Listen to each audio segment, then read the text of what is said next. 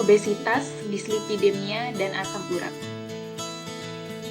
Obesitas merupakan penumpukan lemak yang berlebihan akibat ketidakseimbangan asupan energi dengan energi yang digunakan dalam waktu lama. Cara mengukur obesitas yaitu dengan menghitung IMT, yaitu berat badan dibagi tinggi badan kuadrat. Dan termasuk obesitas apabila IMT lebih dari 25. Kemudian bisa juga dengan mengukur lingkar perut. Termasuk obesitas apabila laki-laki lebih dari 90 cm, kemudian perempuan lebih dari sama dengan 80 cm.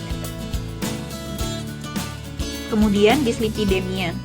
Dislipidemia merupakan kelainan metabolisme lipid yang ditandai dengan peningkatan kolesterol total, LDL, dan atau trigliserida, serta penurunan HDL. Berikut klasifikasi kadar lipid plasma.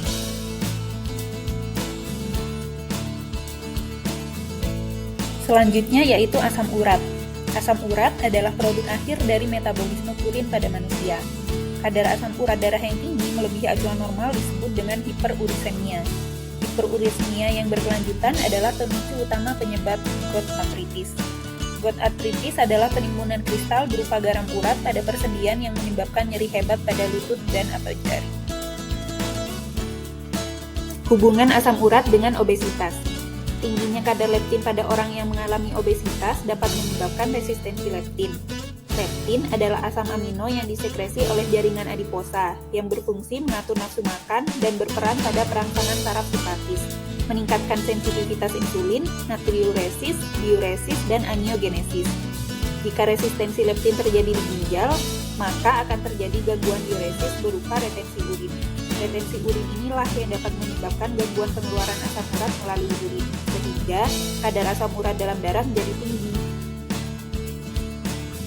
Kemudian, apa yang harus kita lakukan? Pertama, mengikuti panduan piring makan T, yaitu seperempat piring terdiri dari sumber karbohidrat, seperempat piring terdiri dari sumber protein, dan setengah piring terdiri dari sayuran dan buah. Kemudian, batasi konsumsi lemak. Kurangi konsumsi lemak seperti mengolah makanan dengan digoreng, menggunakan santan kental, mentega, dan margarin. Sebaliknya, perbanyak konsumsi sayur yang diolah dengan cara direbus atau ditumis. Utamakan konsumsi protein rendah lemak seperti ikan dan putih telur. Selanjutnya, hindari bahan makanan sumber purin yang lebih dari 150 mg per 100 gram. Karena konsumsi bahan makanan tinggi purin akan meningkatkan kadar asam urat. Berikut contoh bahan makanan yang memiliki kadar purin 150-1000 mg per 100 gramnya. Kemudian, batasi konsumsi gula. Konsumsi gula yang dianjurkan yaitu 4 sendok makan atau kurang lebih 50 gram per hari. Pastikan untuk memperhatikan nutrition fact pada makanan atau minuman kemasan. Jadikan buah utuh sebagai makanan selingan dan cukupi kebutuhan cairan. Kebutuhan cairan yang dianjurkan yaitu 2-2,5 liter per hari atau 8-10 gelas sehari. Asupan cairan yang cukup akan membantu mengeluarkan kristal asam urat dari dalam tubuh melalui urin. Dan jangan lupa tingkatkan aktivitas fisik. Aktivitas fisik yang baik dan teratur perlu dilakukan 3-5 kali per minggu dengan waktu paling sedikit 150 menit per minggu. Upayakan selalu bergerak, tidak duduk selama 2 jam terus-menerus.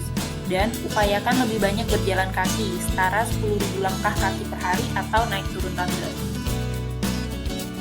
Kemudian, istirahatlah atau tidur dengan cukup, sekitar 6-8 jam. Kurang tidur menyebabkan lebih banyak peluang waktu untuk makan, dan waktu untuk beraktivitas fisik menjadi lebih sedikit. Sekarang, yuk mulai pola hidup sehat.